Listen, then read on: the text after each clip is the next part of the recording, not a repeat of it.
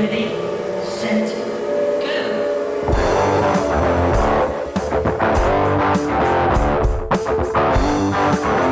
What's going on, everybody?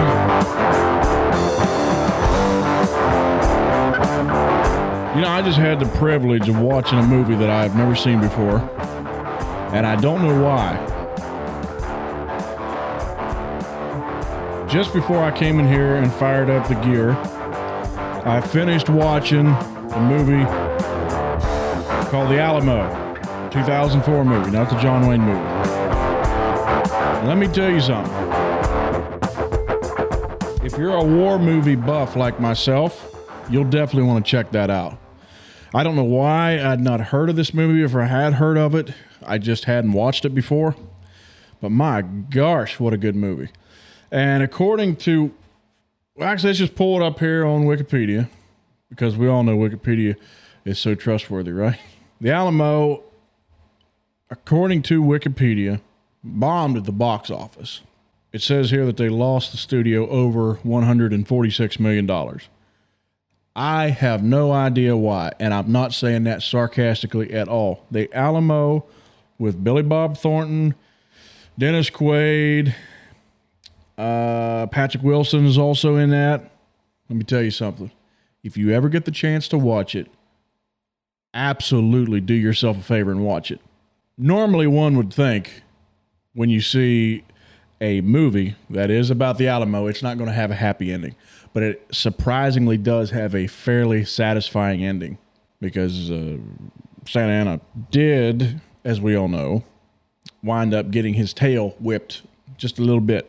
So I urge you, if you're a war movie fan, check out The Alamo. And this is nothing against John Wayne, but don't get it confused with the John Wayne movie, The Alamo, which I think was done in 1960. I have not had the chance to watch that, so therefore I cannot vouch for it. However, I do know that most movies done before 1980, I can't really get into. As much as I like John Wayne, movie making after 1980 just got better, with some exceptions. Now, that is not a hard and set rule. As we all know, The Godfather came out in 1972, and that movie is phenomenal. But it seems to be the exception to the rule, in my opinion. Now, I was born in 92, so obviously I didn't grow up with a lot of these movies. So maybe somebody has, you know, if you grew up watching the movies from the 60s and 70s, they would probably have more of an effect on you. And that's fine. You'd have a greater appreciation for them. And I understand that 100%. But I usually just can't get into it. And I think for me, it's weird because, and I think I've talked about this before, I think for me, it's because the quality, the production quality, whatever you want to call it, the technology, there's what I'm looking for. The technology back then just wasn't up to par, in my opinion. Now, see, this is where I differ. A lot of people enjoy the flaws of early technology, whether it be in music or in film, things like that. I'm not a purist. I'm not a purist when it comes to movies and film. If you have to put that sucker through 17 computers to make King Kong look real, I expect you to do so.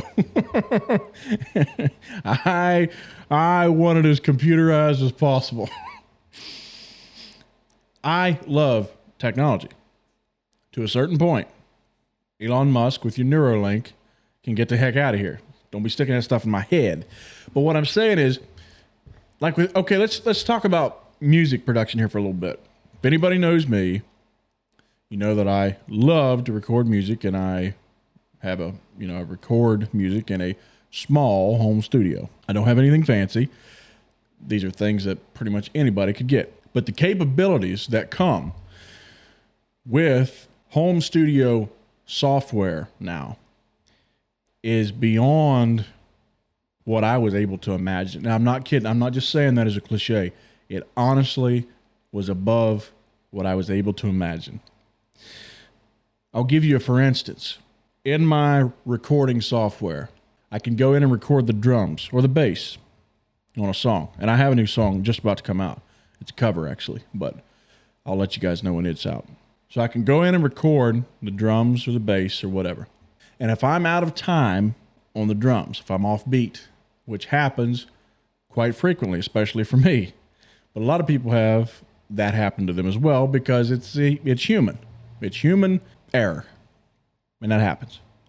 I can run a feature in my studio software that will then take those drums, stretch the notes to where you wouldn't notice it, but it stretches notes out, rearranges some things to where those drums are in time. And it's flat out amazing, and it takes all the work out of it, and I've been having a ball with it lately. So hopefully that means you'll be seeing a lot more music coming out in the future, which actually is the reason I started this podcast. One of the main reasons I started this podcast was to promote my music, the music of the people that I hang out with, because it's not always just me. So hopefully you'll see some more of that in the future. But anyways, back to my original point. Watch The Alamo if you get the chance. The Alamo's good. Gettysburg is I would say probably by far my best historical war movie. My favorite war movie. The Patriot is a close second, sometimes first. I love movies about historical, sessions of war, whatever you want to call it. That's a really weird way to describe it, but I love movies like that. The Alamo and Gettysburg, and of course The Patriot, are on my list if you're looking for any recommendations. All right, let's talk about something here. I'm sure if you've been watching the news lately, everybody has seen, if you've been watching the news any at all for the past, 30 years, that Haiti is in shambles and continues to stay that way. And I'm also sure if you've watched the news much at all over the past few weeks, you have seen that there are 17 missionaries that have been kidnapped in Haiti. I'm guessing that most of you that are listening to me right now listened to the episode that we recorded with David Eicher, and he got into some things, some pretty raw topics about child sexual abuse that happens in a lot of fundamentalist churches. If you listen to that, you will recognize the name Christian Aid Ministries, or CAM. That was one of the outfits that David talked about that's had some trouble in the past. I want to say something very, very clearly. I wish nothing but the best for these people, for these missionaries that are being held captive right now in Haiti. I pray for your safe return. I sincerely wish you all the best. I by no means do I hold you accountable for what leadership may or may not have done, or what some rogue missionary did to kids. I just wanted to put that out there. So I'm praying for the return. I wish them all the best. And just because I severely disagree with your organization does not mean that I wish harm on the individual missionaries that are there. So I'm hoping for some good news on this thing. Actually, let's just pull up some videos here. Let's see what the news is reporting on this. Because it seems to me that it's a lot more interesting for me to play audio clips than for me to sit here and read you a news article. So let's see what we can find here. Here's one from ABC News. It is now day 11 since the abduction of 16 Americans and one Canadian missionary working in Haiti. The group that they were with, working for Christian Aid Ministries, is planning a day of special prayer and fasting tomorrow as the efforts for their release continue. And tonight we are joined by Carlton Horst, a friend of one of the families kidnapped there. Thank you so much, Carlton, for joining us. What I know has to be a really difficult time. I would have to be really, really sure that God wanted me to go to Haiti. That place has a freaking history, man, of just going to shambles. It's a third world country. This kind of stuff, a lot of them, most of them, I would say. I think I'm safe in saying most third world countries have a tendency to go that direction. I'd have to be really, really certain God wanted me in Haiti before I would go. Yes, thank you, Lindsay. And it is a difficult time for our community and for our church together. But we're just trusting God that God will work everything out for the good of God's kingdom through all of this. And so we just pray to that end as well. 5 members of one family, a mother and 4 children, were part of that group that was kidnapped. They attend the same Dunkard Brethren Church in Hart, Michigan that you do. I know that you're not identifying them to help with their safety, but what can you tell us about the family and how your community is responding to their kidnapping? Yes, as far as the family is concerned, they've been one who's been very quick to be able to help in times of need, wherever it may be, whether it's on a local level or a different state. And I'm going to stop it for a minute. I cannot imagine the terror that these missionaries must be going through right now. To be, not only to be kidnapped, it'd be bad enough to be kidnapped here, but to be kidnapped in a foreign country, especially a place like Haiti. I'm not going to lie to you, I get nervous even just traveling outside of the state of West Virginia. There's different times I'll go to Indiana, and I'll go out there to see Canaan and Mariah. Outside of that, I don't usually leave the state very often at all. But even just being outside of West Virginia, I get nervous. So I cannot imagine being in a place like Haiti and having something like this happen to you. My soul. And even if they've been called to another country to help in another country with something of work that needs to be done, whether it's cleanup efforts. I mean, they're showing some videos right now of Haiti. And this place just looks like a total mess. I mean, St. Louis, when it was burning down, and New York City and all that, on their worst day, looks better than what I'm seeing right here. After a major disaster, or simply just to help a friend out who's needing some work to be done. Now, the father in this family was not kidnapped, and he remains in Haiti. What have you heard about how he's coping with all this? From the sources that I have, he's just continued to trust God through it and putting his faith in God, knowing that God is going to work things out for God's. If anything would test your faith in the Almighty, that definitely would. I guess these are first world problems that I'm getting ready to talk about, but I know how anxious I get over small things that I'll pray about and talk to the good Lord about. How anxious I get about those. And it could be something, and I'm ashamed to say this, it could be something as simple as, God help me find my car keys. And I know how anxious I can get over that. I can't imagine what it would take to put your complete and total trust in God for the return of your wife and your children. I hope I never have to go through that. I hope I never do. And I only hope, and I know the man upstairs is listening right now, I'm just being honest, I only hope I would have the faith to go through that. I'd like to think I would, but does any of us really know until we get there? So, that brings up some questions.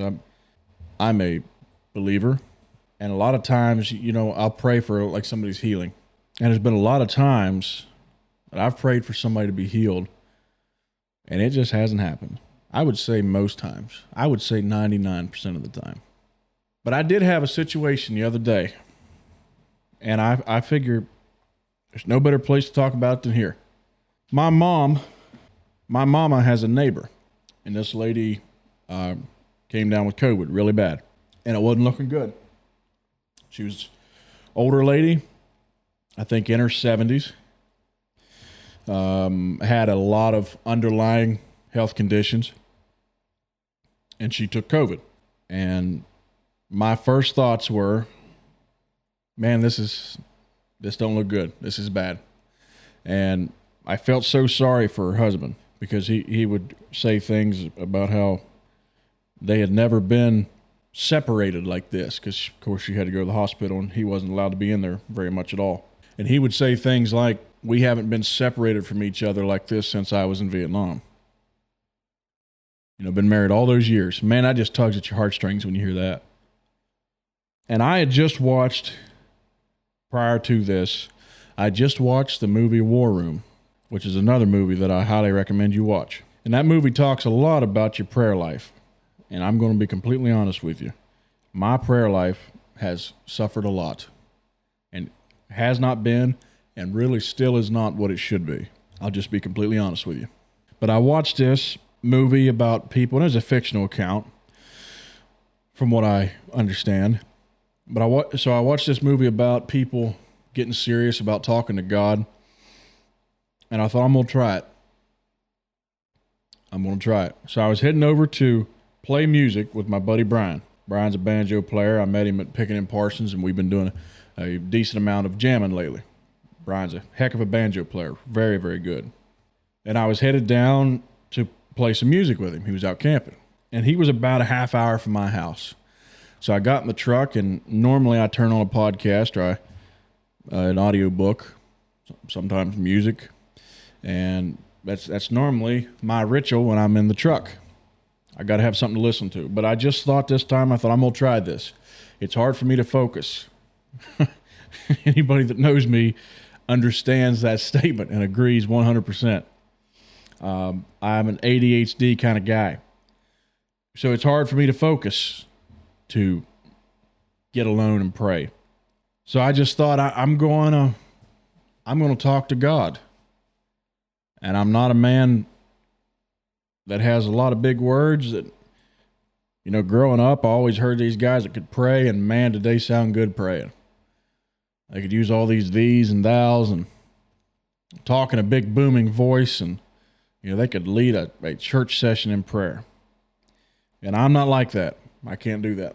I don't have that ability. But I thought, if I believe that God created me, which I do, and I believe he cares for me, which I do, and he listens when I pray, and I see no commandment in Scripture that I have to talk to him as if I'm speaking to a king or the president or even the governor or really even my boss. Because, there's a certain level of respect when you speak to people over top of you. Now, I'm not saying I'm being disrespectful to God. I'm just saying I don't see any commandment where I have to speak to him as if he's royalty. So I thought I'm just going to talk to him just like he knows me, because he does. I'm just going to have a conversation with this guy, this being that I have a relationship with. And so I drove and I started praying, and I began to specifically pray for my mama's neighbor. And the way I put it out there to God was, I don't really know what it's like to have a huge amount of faith, but I do know from what I've read in the Bible that God is all powerful and he can heal somebody if he so desires or if he sees fit. Because in the past, when I'd prayed for somebody to be healed or prayed for somebody to not die, because Lord knows when my pap was dying, I prayed like everything. Didn't want him to leave. No, sir. But it didn't work, at least to my expectations. But so in the past, when I've prayed for people, you almost try to get yourself hyped up. It's like, yes, I have faith. Yes. And I just talked to God this time, and I said, basically, I know you can do it. I don't know if you will. I know you can. And I'm asking you to. Would you heal this lady? Would you bring her back? Don't let her die from this. And she took a worse turn even after that. Her health got worse. I think she wound up having to be on the ventilator. And when I would hear these things after my session of prayer, I just kind of, God, would you please do this? And there was some doubt that it was going to happen, because I did not know if God was going to do this or not. I knew he could, or at least I believed he could, whatever you want to put in there. But I didn't know if he was going to, because that's ultimately up to him. And this lady took a turn for the worse. Wound up being in really bad shape. And weeks would go by, and I would ask about her, and she was still here. She still wasn't in good shape, but she was still here. And then I stopped over to see Mom one day, and she was standing around the side of her house talking with a neighbor. And I stepped out of the truck, and she said, "Look who came home today." And that lady was sitting on the porch. I don't know what to say. But I tell you something, that did something for me. The odds were completely stacked against her. Really, she shouldn't have made it out. We all know that people in that age bracket have a hard time with COVID right off the bat. And then you add in all these other health issues that the lady has, and I don't know specifics, and I don't want to say them. If I did know, I don't want to embarrass her or anything like that. So we all know, really, she probably shouldn't have made it. And it didn't look good. And I had my doubts. But she's home now. And so the only conclusions I can draw is that God must have answered my prayer. Now, I don't say that to sound arrogant, because I wasn't the only one praying for her. And I don't think my prayers have any special powers. But I think he was listening. Because I think he listens all the time. But I think maybe he answered that prayer. You know what I mean? I don't know. I don't claim to be a Bible scholar. I don't claim to know all the ins and outs, but sure makes a man sit and wonder, Makes you kind of scratch your head a little bit.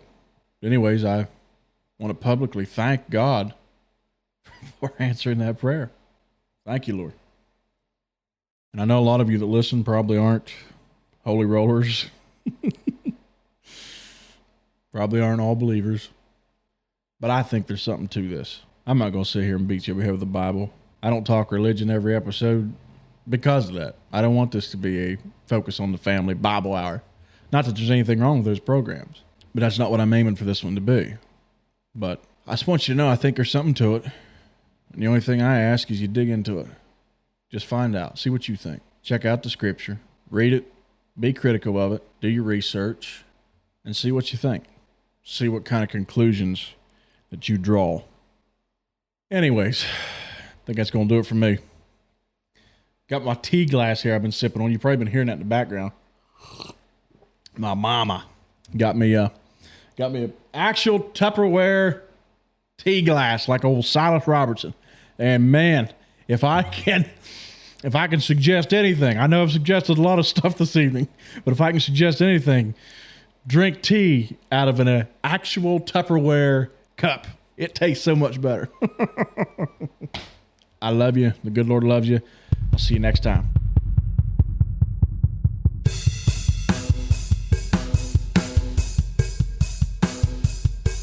Thank you for listening to the Hillbilly Broadcast. We hope you like what you heard. If you didn't, and you really want to make us mad, go to wherever you listen to the podcast and give us a 5-star rating. It will drive me insane with anger. If you did like the show and you want to support it, go to anchor.fm/Phil Sparks, where you can become a monthly supporter if you so desire. While you're there, you can also send us a voice message and we'll play it on the show. Or if you don't want us to, we won't play it on the show. That's your call. Also, if you want to send us feedback, you can reach us by email at hillbillybroadcast@aol.com. That's right, we're so cool, we still use an AOL address. You can also find the Hillbilly Broadcast on Facebook and connect with us there. And I am on Twitter at Phil Sparks Show. Once again, thank you for listening. We love you. The good Lord loves you. And we'll see you next time.